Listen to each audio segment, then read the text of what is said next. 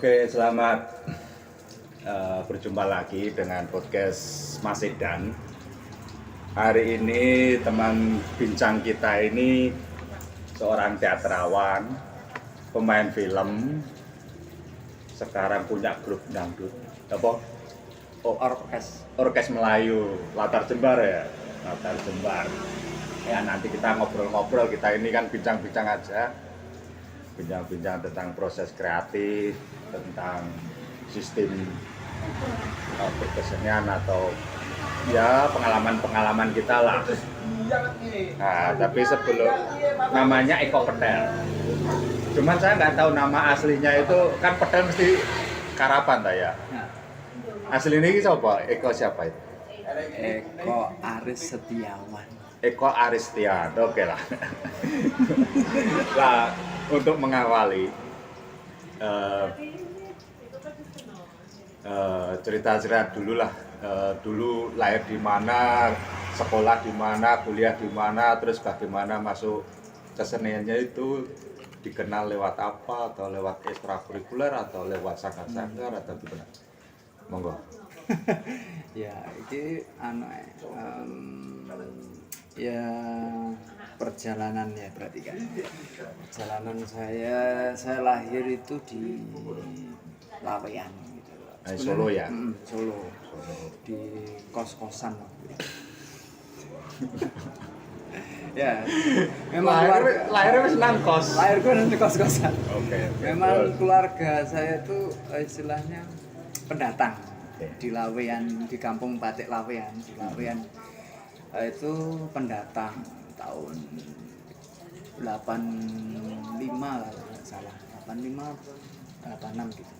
Sekitar itu ya. Nah, jadi saya lahir 87, jadi di kos itu kosnya sempit 2x3 kalau nggak salah.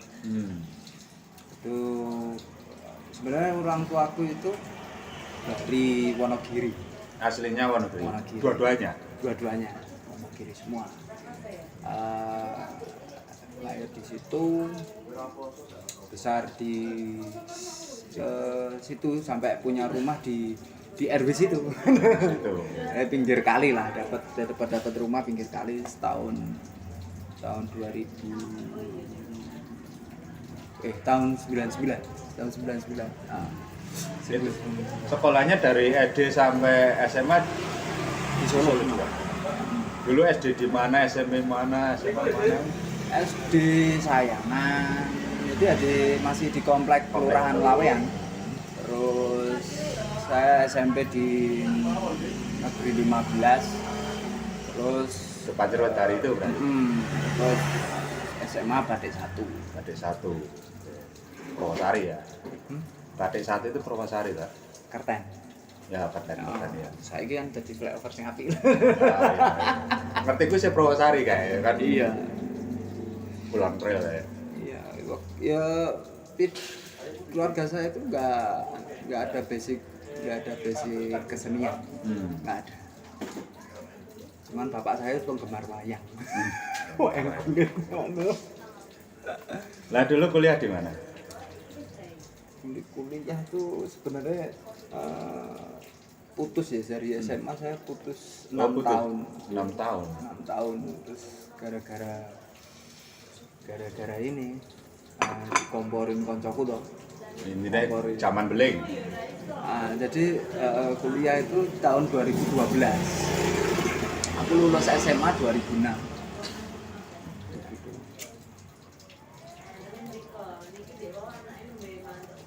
Jadi sebenarnya perjalanan kesenian saya itu dari SMA. SMA tuh konco-koncoku ki do ben-benan. Aku kira itu main. Aku rada gabung grup koncoku sing pinter-pinter. Masuk pertama kali lewat musik. Musik. Jalurnya musik. Jadi saya mengenal kesenian tuh di musik. Sempat SMP itu saya mengkoleksi Gang and Rose. Saya gitu. Terus kenal slang, bumerang, rata-rata lah gitu kan. Masa-masa gue. Nah, ya berlanjut itu 2006 aku istilahnya punya band pertama kali itu metal, band metal nggak metal banget sih, apa ya istilahnya, new metal. New metal karena waktu kuwi zaman-zamane apa ya istilahnya, metal kuwi neng arah neng easy listening. Era-era itu ya. Era-era itu ada Red Hot Chili Pepper, ada Linkin Park, kayak ngono gitu. Perkembangan itu. Jadi, pertama kali itu bandnya new metal ibaratnya ya. Bandnya bisa didengar lah, enggak terlalu. Itu berapa tahun kan sampai berapa tahun? Sampai SMA atau sampai lulus SMA? Kalau menggelut new metal itu ya aliran genre metal itu bandnya itu namanya kan Child of All Nation, terinspirasi dari bukunya Pramudia. Terus itu berlangsung 1 tahun aja. Nah, kenapa kok 1 tahun? Nah, kebetulan ditawarin ada seseorang datang pas aku latihan metal di studio itu, ada konco orang itu namanya Rudy Lehor. Rudy Lehor itu nama asing. Mas, mau nggak jadi vokalis bandku? Ini apa mas? Kan ini apa ya mas? Ini lagi tak buat. Dia ternyata seorang manajer.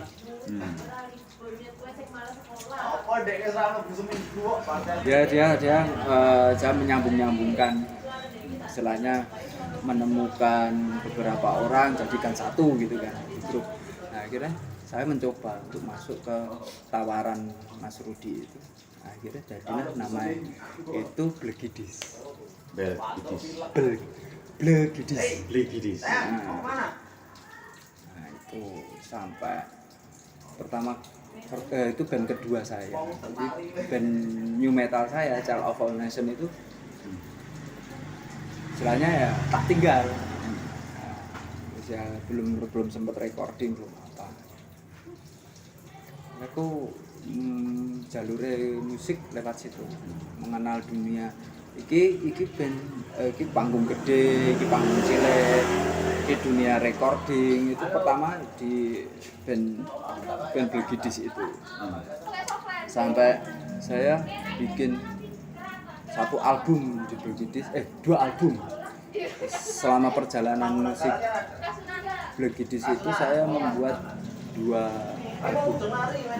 1 album sudah diproduksi, album kedua sudah diproduksi, cuman belum didistribusikan. Sempat masuk label juga di Jakarta, apa yang namanya Alpha Record.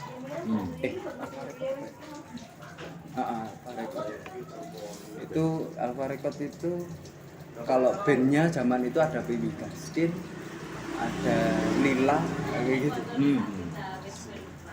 Terus dari era musik itu iso masuk ke akhirnya nang teater, ke film itu gimana prosesnya? Aku keluar dari Blegidis 2009. Itu di Jakarta. Sampai di Jakarta 3 bulan aku jenuh karena nggak bisa produktif ya, nggak produktif. Jadi lingkungan yang di sana itu tidak bisa membuat aku produktif, tidak bisa membuat aku menciptakan lagu. Tidak berkembang lah. Nah, aku harus menyesuaikan selama 3 bulan, tidak bisa. Jadinya ya gak bisa istilahnya lagu ini kok buntet. Gak salah. Orang kampung masuk kota bingungi gitu. Iya. Enak itu zaman dulu mas. Tenang, zaman itu enak banget. Berarti aku itu numpang hidup mewah. Maksudnya selama perjalanan Blegidis itu memang tidak ada kata susah sih benar. Karena difasilitasi ya oleh Mas itu Lehor itu ya. Enggak itu sudah ganti manajer itu. Sudah ganti manajer gitu. Nah waktu itu kalau ngomongin soal hidup nggak ada susah, cuman kalau seorang musisi kalau nggak bisa berkarya itu susah. Ya susahnya seorang musisi ada dia nggak bisa berkarya itu susah. Itu berdedek tak ya? Iya. Bingungi berdedek ya. Mau kok gelisah, nah kegelisahan itu nggak bisa di ekspresikan, itu susahnya seorang musisi sih gitu. Nah, terus 3 bulan itu selesai sudah gitu, pulang ke Solo. Iya, kita sudah sebenarnya sudah kontrak sama Farekod. Cuma ada kasus beberapa yang nggak bisa aku terima secara personal. Kita aku mengundurkan diri saja gitu. Ya. Ya sudah. Kemudian ya kenapa kok bisa ke jalur teater dan film? Nah ini ada proses. Saya tidak masuk dalam lingkup kesenian yang namanya musik itu 1 tahun. Jadi 2009 akhir November itu kalau nggak salah aku pulang Solo, kemudian aku istilahnya bikin usaha Bisnis. aku mulai merambah dunia batik kan. Saya bikin batik, saya bikin istilah jualan batik. Terus selama itu saya kenal beberapa kawan-kawan indie gitu. Jadi tetap musik terus. Iya, ternyata lingkup perkawanan saya itu musik. Jadi 2010 itu masih gencar-gencarnya anak musikmu itu membara ini ya, semangat untuk membuat musik tuh banyak sekali band-band yang muncul di tahun itu. Jadi saya menggelora suasananya untuk musik ya. Iya, masih mengikuti lah gitu. Tapi belum urusan teaternya belum ini ya. Ya, masih musik sampai saya bikin acara indie pop. Itu bisa istilahnya menerima tur band-band indie Jakarta misalkan. Ada Angsa dan Serigala gitu kan. Sampai kalau pensi itu bayar. Nerima dia bayar. Kalau dulu kita nerima dia itu nggak bayar. Ibaratnya kita ngasih tempat saja. Ngasih tempat sampai kita bikin EO musik gitu. Akhirnya 2011 tadi. Nah kebetulan temanku itu yang namanya Bani itu kan kuliah di ISI Solo film itu ya. Itu dia bikin tugas tugas film tugas kampus gitu. Dia kalau nggak salah dia semester 4 atau semester 3 gitu. Dia milih aku jadi talentnya. Terus tak tanyain kenapa kok milih aku gitu. Karena aku wis tahu ngarep kamera ta, aku pernah gawe video klip kok soalnya video klip musik. Ya. Nah, itu pertama kali aku main film judulnya Eyalah di karyanya Bani. Judulnya apa? Eyalah. Itu teknisnya one shot lantik.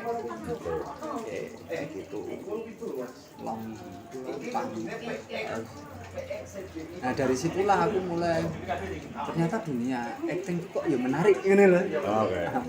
Terus Bani dan Giring atau Zen itu 2 orang tuh ngomporin kuliah. Bisnismu badik wis jalan toh. Wis hasil toh. Kuliah mumpung ono promosi. Ning kampus iki ana promosi teater. Jurusan teater ki.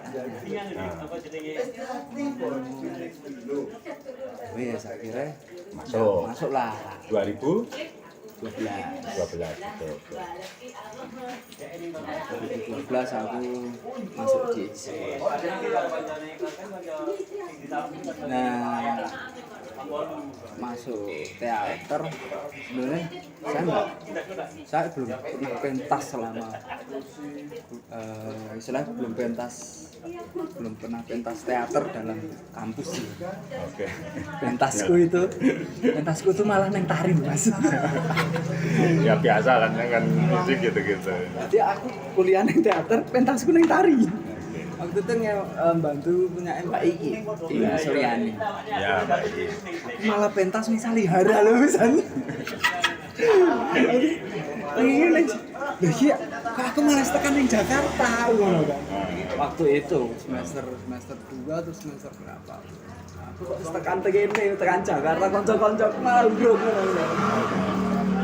Ya itu mungkin rezeki ya. Nah dari situlah akhirnya berkelindang ke teater, ke film sampai sekarang ini ya. Nah, dan saya jadi makanya itu saya bilang kan saya jarang pentas teater, tapi aku malah yang lain, second acting lain, maksudnya ke film. Nah, filmku malah laris aku mas. Terus tugas-tugas kampusku aku masih enak. Sempet aku sampai 3 tahun itu sampai ada kawanku sore itu membuat acara itu fokus on ekopetel. Ada 8 karya diputar itu. Aku jebret aku sampai nggak nyangka loh. Bisa ya.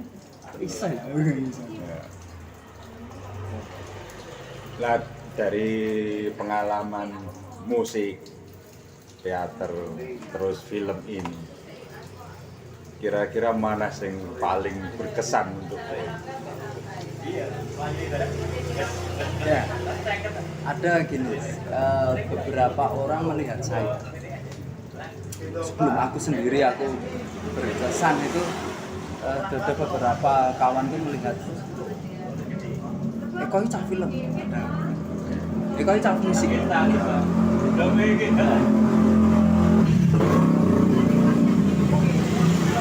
Terus ada orang yang ngomong kok ya wong teater ya mana.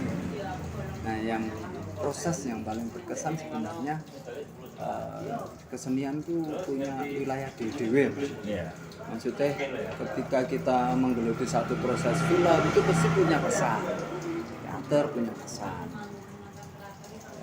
Makanya ketika aku kuliah yang berkesan adalah yang pertama itu saya wong teater tapi pentasnya yang tari. Kesan pertama saya kuliah itu. Terus kesan kedua saya wong teater kok mainin ning proses kesenianku ning film. Nah gitu. Nah sekarang ketika aku ditanyai definisi aku menurut katakanlah Eko Petel itu siapa itu nek gue dia siapa? Aku itu adalah pemusik kah, teater atau pemain film? Ya bisa pemusik ya. Pemusik ya. Itu kenapa? Itu kenapa sing latar belakangnya kowe gawe orkes Melayu latar timur itu? Ya, jadi kalau orkes sendiri itu kan sebenarnya pada titik kegelisahan ya. Saya kan dari wong-wong kampung. Orang-orang kampung itu notabene mereka juga bebenan semua, tapi mereka gagal. Oke, itu sejarah kamu sekarang membentuk latar jembar itu ya. Oke. Ini sejarah. Oke ya. Tapi sebelum itu kita masuk sebelum itu. Ini sih kowe sih, posisinya kowe sih ketika kamu mendeskripsikan dirimu di wilayah kesenian di mau. Iya. Dan kamu memasuki 3 wilayah saling berseberangan tapi saling bersangkutan gitu kan. Dan kamu punya komunitas sendiri-sendiri sing mendefinisikan dirimu itu siapa kan gitu. Ono kanca musik ngomongin musik, ono kanca teater ngomong teater, ngomong ke film ki cak film kan gitu. Nah itu kan fenomena menarik pada perjalanan berkesenianmu. Meskipun ya gak ada masalah, tapi kan ini hanya bicara rasa kesan-kesannya aja itu di dunia itu. Oke. Untuk aku sendiri ya berangkat. Aku ternyata dari selesai aku 2009 di musik itu aku menyadari bahwa ketika aku nyambut gawe, aku ono kegelisahan sing belum bisa tak jawab. Nyambut, misalnya batik, baru jual beli batik, bisnis batik. Ketika dalam waktu lelahku itu,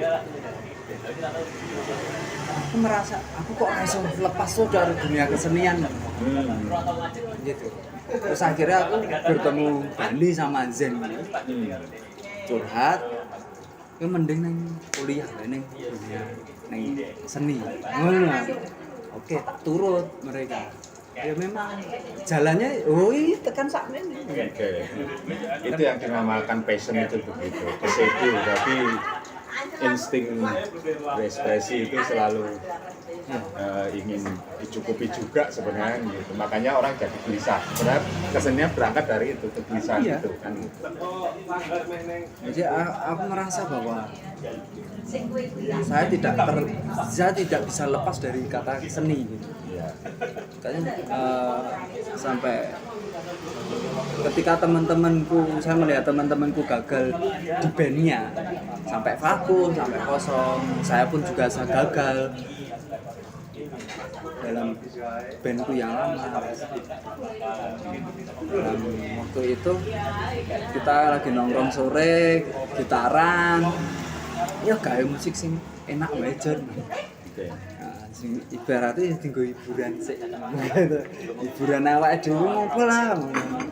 Ya tidak dinyana ketika dalam proses ngawur, dalam proses ngawur gitaran nyanyi menemukan satu yang namanya iki bentuk sih. Ini proses bikin lagu. Iya. Sebenarnya tanpa disadari bikin lagu. Bikin lagu terus bikin nggak tahu waktu itu namanya itu loh jenenge konsep, itu belum ngerti. Ngene iki akhirnya berulang terus dengan pengalaman yang sudah ada, kan konco-koncoku yang delalah yang duwe alat yang tiba-tiba ki ya memenuhi proses kuwi lah sing tak nikmati sebenarnya. Dari yang tidak ada terus jadi ada. Jadi menariknya adalah ketika aku sendiri jadi aku punya teman. Nah, terusan ini musik ya. Sekarang masalah kalau untuk film itu sendiri, sudah berapa produksi yang kamu ikuti? Yang sifatnya pro maupun yang amatir, yang indie maupun yang production house gitu. Kalau kampus banyak, kalau kampus banyak. Terus kalau di luar itu? Kalau PH Jakarta, pengalaman menarik pengalaman terkesan saya itu di dunia film itu yang pertama itu adalah kerjasama sama pihak Jakarta. Saya di Festival Film Solo bertemu yang namanya Paul Agusta. Paul Agusta ini seorang filmmaker. Dia nawarin aku, kok kamu memang mau main di film itu? Ini soal iya ibaratnya filmnya ini kayak karikatur apa ya sebenarnya, cerita yang tanpa teks, apa namanya, Film bisu. Nah tantanganku di situ adalah si Paul itu gini, kamu mau nggak telanjang? Kamu telanjang? Itu eksperimen ya film ini. Ya. Bukan ada film mainstream untuk film-film layar lebar. Ini untuk film di JAF, Jogja Festival Asian Film. Jadi di JAF itu tahun 2013 ada program ngerjain teman yang digalang oleh kawan-kawan filmmaker. Waktu itu ada Ismail Basbet, Paul Agusta, Ipung, Jehan Angga, Dhani Nasution dan Jason Iskandar. Jadi ada 6 sutradara. Mereka membuat naskah sendiri-sendiri dan mereka tukaran naskah. Oke. Nah kebetulan sih Paul Agus saya itu dapat naskah dari Ipung videographer itu yang tanpa dialog, dia hanya gambar, treatmentnya gambar gitu. Fotonya di tameng. Ya, tahu ngobrol apa Ya, kok? oke. Nah kayak gitu. Jadi Itu film pertama yang sifatnya ini ya, produksi Jakarta. ya gitu. produksi ya dengan PH Jakarta kerjasama di luar Solo maksudnya gitu. Dan menjadi tantangan dan film itu diputar di Jav. Ya itu tantangan saya sebenarnya untuk saya pribadi, tantangan saya adalah Dan total. berani total nggak kamu all out dalam wilayah acting gitu. Padahal aku mendalami dunia acting di dunia teater, masuk wilayah teater itu kan baru setahun. 2013 sudah syuting aku. Itu. Akhirnya ya menariknya adalah oh ternyata aku mampu. Jadi di proses itu saya pembentukan diri. Saya harus menurunkan berat badan hampir 10 kilo. Padahal berat badanku itu 55. Karena saya menjadi tokoh serigala. Jadi badan saya itu memang telanjang, di make up kasih bulu-bulu, dikasih kepala serigala. Ini telanjang, ini dikasih bulu sampai sini dikasih bulu, make up bulu semua. Ya, dari kalau dihitung udah berapa produksi yang pernah diikuti untuk ya yang film mainstream untuk bioskop juga untuk film-film yang sifatnya mungkin festivalan lah katakanlah. Kalau festivalan banyak. Dan film apa saja yang akhirnya berprestasi yang pernah diikuti? Kalau Karya siapa, judulnya ini, apa? kalau bioskop itu 2017 itu judulnya Wage WR WR Supratman ya. Supratman. Terus yang sebenarnya ada beberapa yang tidak diputar di bioskop, belum diputar, tapi memang ada Johnny Deranto kalau nggak salah ya. Wage itu John Deranto. Ada beberapa yang aku ikuti film layar lebar yang tidak diputar. Ada Demi Masa Om Pao, sutradara Om Pao yang garap kemarin, garap Benjamin, yang main adalah Reza Radian. Oke. Terus kemudian ada yang ini dari filmnya orang Latvia, Eropa, yang diputar di sana juga, tapi syutingnya di Jogja. Terus yang terakhir itu Seperti Dendam, Rindu Harus Dibayar Tuntas. Itu filmnya Edwin yang kemarin menang di Swiss festival Swiss itu, yang diputar di bioskop juga. Nah, dari perjalanan film itu yang paling membuat kamu ini ya, karena mungkin film itu benar-benar mendunia kalah gitu. Itu apa? Yang tidak dinyana itu sebenarnya Seperti Dendam itu yang tidak dinyana ya. Itu proses saya casting. Yang sama Mas Wan Bukan. Seperti Dendam ini. Yang sama ada tokohnya, ada Reza Radian, ada Christine Hakim, ada Sal Priadi, Martino Leo, ada Om Pit Pagau, ada siapa lagi artisnya yang sahabat siapa yang jadi cerita itu siapa lagi? Ya wes lewat. Itu sebenarnya Apa yang kesan? Ya kesan yang aku dengan pemain-pemain besar itu ya. Ya. Jadi aku ngirim casting lewat video casting di rumah. Saya tuh bikin saya video casting itu di makam, di kuburan. Aku mancing di tengah makam gitu, saya dialog gitu. Nah, sutradara Mas Edwin ini ini tertarik. Iki oke iki.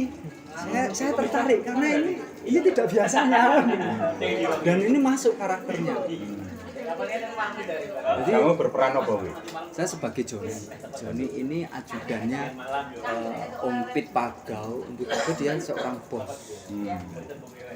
Diceritakan di situ ada seorang bos besar gitu kan. Dia punya lahan bisnis di wilayah itu kan. Nah, saya ajudannya lah, menemani mancing. Kalau di total itu filmnya itu kalau kamu ikuti ini berapa produksi? Apanya? Totalnya film itu yang sudah pernah kamu ikuti ini berapa film itu? Ada 20-an. 20 film ya. Maupun yang dari kampus maupun film-film yang produksi Festival sama bioskop. 20-an. Ah, Saya dulu pernah mencatat itu filmnya di Ya, memang portofolio. harus di portfolio karena itu jadi filmografi saya. Sebenarnya filmografi diurutin tahunnya aja, judul apa, karya saya itu masuk. Iya. Oke, sekarang kita bicara ini aja karena ini cukup lumayan di sana. Kita bicara produksi terakhir sekarang itu Orkes Melayu Latar Jembar. Oke, itu sejarahnya gimana? Kok tiba-tiba dari film yang begitu menggelora kemana-mana, teater yang begitu-begitu, dari grup metal yang sebelumnya kayak gitu terus sekarang malah bikin Orkes Melayu Latar Jembar. Gitu. Itu gimana gitu? Latar belakang sejarah. Latar Jembar itu kan dari 2012. Oke. Jadi sampai sekarang, jadi ada kesan sih di mana saya harus menjaga itu, menjaga dan mengembangkan gitu. Memang menjaga itu kan berat, bertahan itu berat gitu. Wah, pertama kali dibikin itu memang niat udah mau pro atau hanya untuk kumpulan mat-matan? Hanya untuk kumpulan hiburan. Hiburan, oke. Jadi saya itu kan wilayahnya sudah masuk di wilayah kesenian. Nah, kawan-kawan saya itu hanya band-bandan. Oh, oke. Ya band Kumpulan ya. gitu. Nah, ini kesan pertama saya bikin itu dan manggung. Pentas orkes itu diajak almarhum Bibi di Sanggar Kemasan waktu itu. Kita amplakan tanpa sound.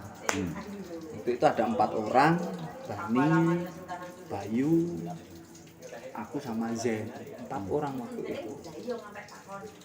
Main gitar, mandolin, udu yang dari gerabah itu, sama marakas. Udah 4 itu. Saya gitar sama nyanyi, ada mandolin, ada udu. Artinya memang tidak profesional ya, Enggak profesional. hanya untuk ya kelangenan. Ya, sampai 1 tahun, 2 tahun itu pentas itu nggak pakai sound. Di acara pameran anak rupa, seni rupa itu nggak pakai sound. Nah, terus dari grup Orkes Melayu yang dibikin itu sudah berapa lagu yang pernah dibuat? Dari kemarin lah sampai 8 tahun kemarin kita kira menelurkan 1 album. Berapa lagu? 8 lagu. 8 lagu. Oke. Album pertama itu. Nah, biasanya itu ide-idenya lahir dari apa itu lagu-lagu itu?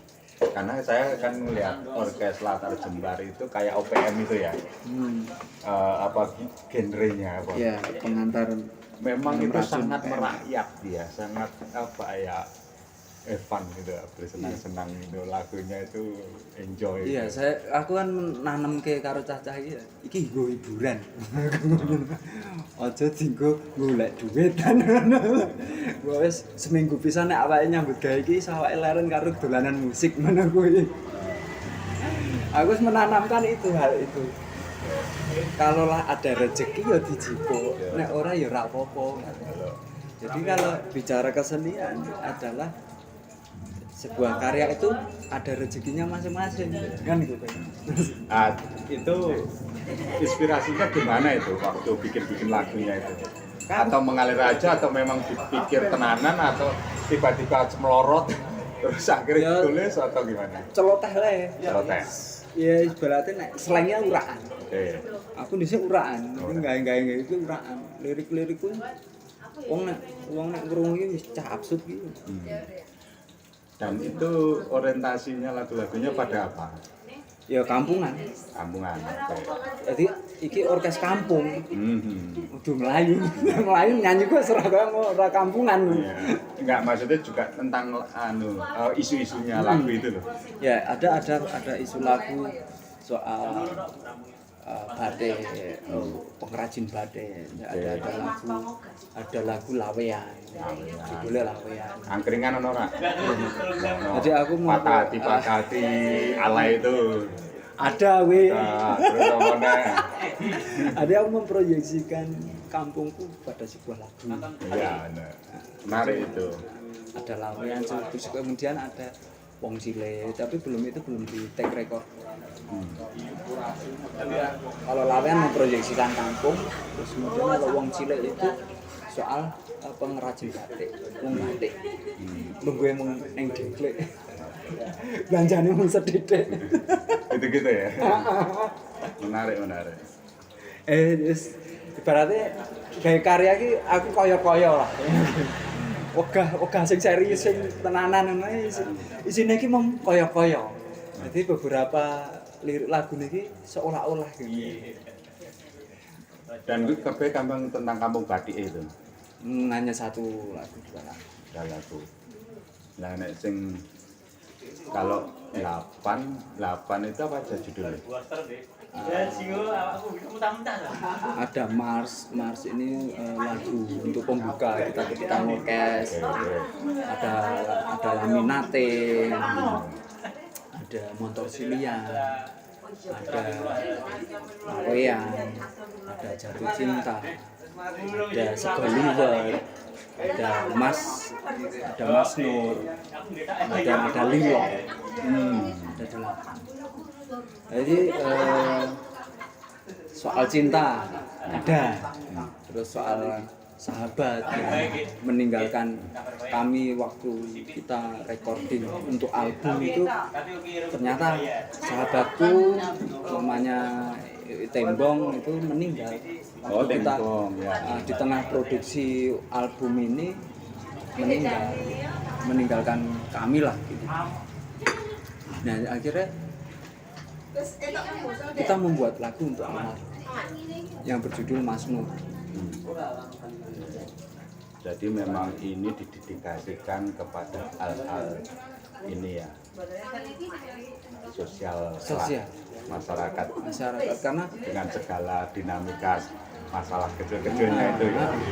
Karena kita sudah mendasari bahwa ini orkes kampung, jadi tetap sosial, kemasyarakatan, kekeluargaan. Nah itulah komplit. Nah, nanti ada politik ya pasti ya. Satir lah ya. Ya, satir. Tetap.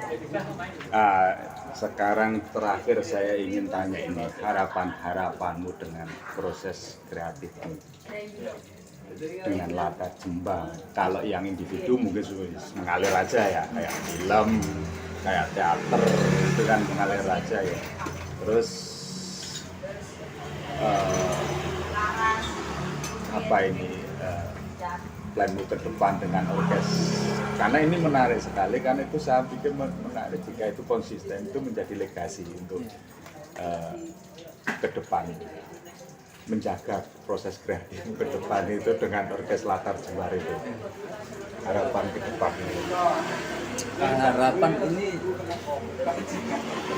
Harapan itu beriringan dengan proses.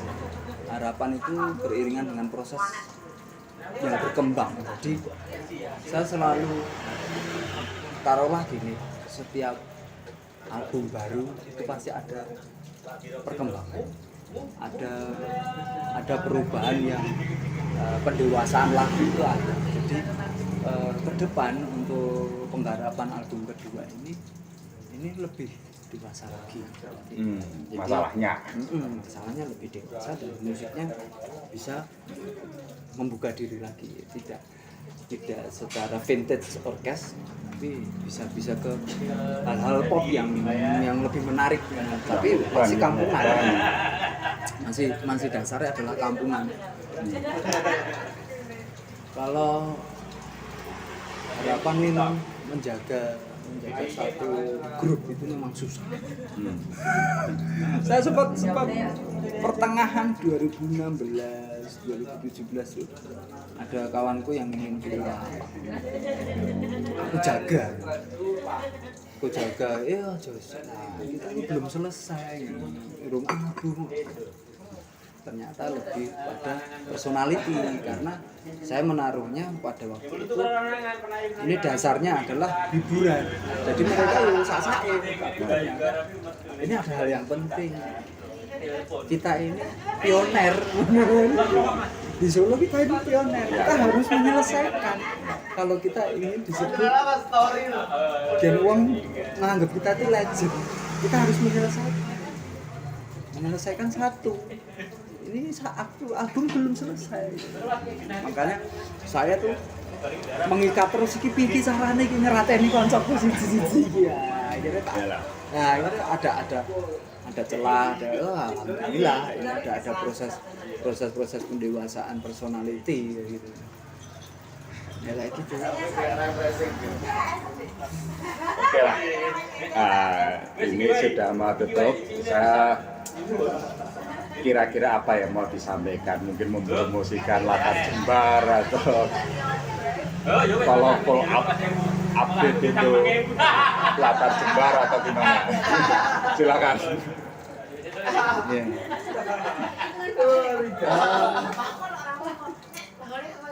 Memang untuk menjadi sebuah grup musik itu memang diperlukan daya pikir, daya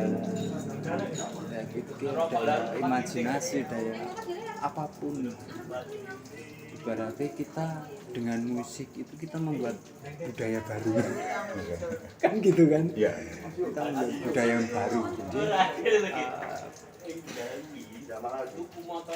berkesannya bermusiklah itu dengan apa yang diinginkan, tapi bisa membuat hal atau berefek yang positif untuk perkembangan lingkungan, perkembangan peradaban. Mau promo Latar Jembar orkes Ya, orkes Kampung Latar Jembar itu sudah menelurkan album pertama kemarin bertajuk Koyo-koyo. Ya, dukung terus kita supaya kita bisa eksis lah. IG-nya, YouTube-nya atau apa ada? IG-nya ada Latar Jembar. IG-nya Latar Jembar. YouTube-nya? YouTube-nya ada Latar Jembar tapi belum digarap sih. Oke. Udah itu aja.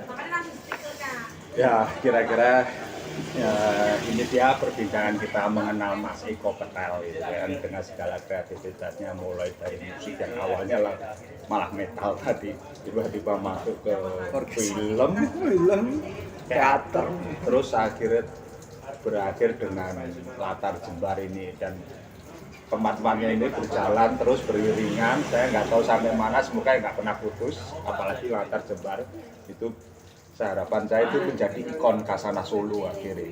Jadi kayak pecah sendai kayak apa gitu kan, itu luar biasa karena aset ini aset kultural sebenarnya. Tentang orkes kampung itu tadi itu sangat-sangat ini banget familiar atau akrab lah di kehidupan kita, dan bisa menyuarakan nilai-nilai persahabatan kampung dipotret melalui lagu kan, itu menarik sekali karena biasanya sebuah pesan itu punya powerful jika lewat musik. Itu salah satu kemenangan orang musik itu di situ, bisa menyampaikan hal dengan mudah lewat musik gitu. Ya. Dan terima kasih karena sudah mengikuti podcast ini. Sampai ketemu di podcast selanjutnya, Mas Eda. Terima kasih.